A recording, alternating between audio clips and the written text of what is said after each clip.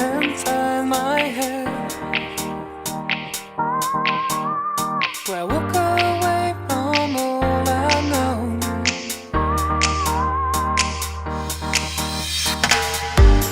Don't know where it all will end. Yeah, just like you will show me the way.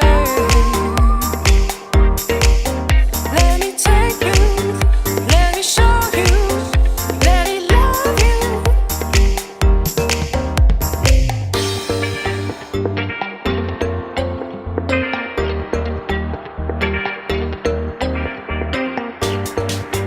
Let me take you, let me show you, let me love you. Wanna be with you, you know it's true. What can I do? Wanna be with you, you know it's true. What can I do? It's you, it's you.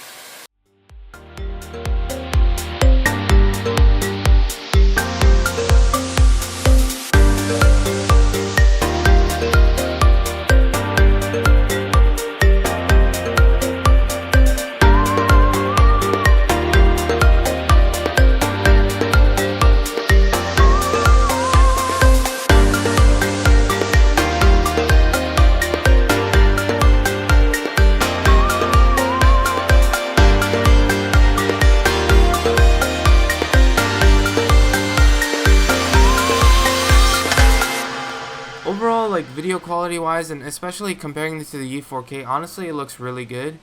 I personally just don't think it's worth $399, and because of the issues, like the battery doesn't last as long, it gets hot, it stays hot, and it's probably because it's waterproof, there's no ventilation, and it's constantly crashing with the app. I basically wouldn't really use the app, just for like firmware updates. That's the extent of it. And you gotta keep in mind that I'm comparing this to an action to the E4K, which I got several years ago for less than 200 bucks. While I wouldn't say it was keeping up with the GoPro, I would say like if you did post-production, it's not terribly far behind. And if you're not really using this as your main camera and stuff, then honestly like the E4K will do. But if your GoPro is your main camera that you're using and stuff, then it probably is worth spending the money to get the better one. But yeah, that's my personal opinion. If you guys liked the video, please like and subscribe. Thank you guys for watching.